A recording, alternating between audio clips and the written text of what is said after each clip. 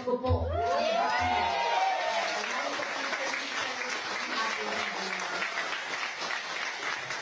Magandang gabi sa inyong lahat. Sana po ma-enjoy natin yung masusunod pa natin mga natin. Salamat.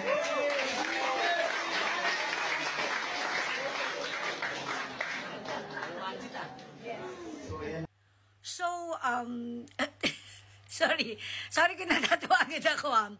Ito kasing si Kamatayan Black. sorry, Makabayan Black Party List, Franz Castro. Tinatanggap daw niya ang hamon ng mga teachers na siya ay tumakbo bilang senadora sa darating na 2025 senatorial election. Ang problema dito kay Franz, alam mo yun, masyadong lumaking ulo mo. Masyado mong napaniwala ang sarili mo na magaling ka nga. Franz, okay? Una-una, wala ka ng mga following. Okay? May follower ba ito si Franz? Dahil nga tatakbo di umano ang mga Dutertes, so pipigilan niya na makapwesto ang mga ito sa Senado. What the heck? Alam mo, Franz, no, unahin mo muna yung kaso mo. Remember, si Franz Castro ay may kasong kidnapping. Kasama si Satur Ocampo dahil nahuli silang may mga kasamang bata from the province of Tralala na gagawin nilang NPA. Alam mo yun?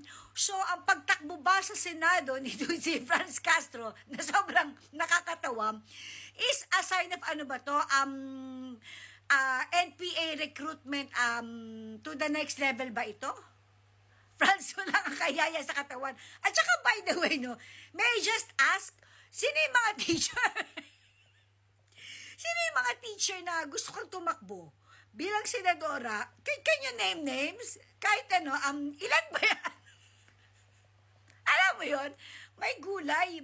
Masyado mong pinaniwala yung sarili mo na magaling ka. Lumaki ang ulo itong malditang kongresista na ito because of medyo kinampihan ito nila Tambaloslos nung time na Duterte issue sa kanila ni PRRD, former PRRD. Remember? Kaya lumaki ang ulo nitong walang hiyang kongresista na ito. Anyway, kung talagang desidido ka na tumakbo bilang senadora sa 2025 election, fine. Let's just wait and see. Alam mo yun? Meron ka pang time mag-isip. Okay? Pero kung desidido ka na, fine. Tingnan natin ano magiging kapalaran mo. Ewan ko sa'yo, what the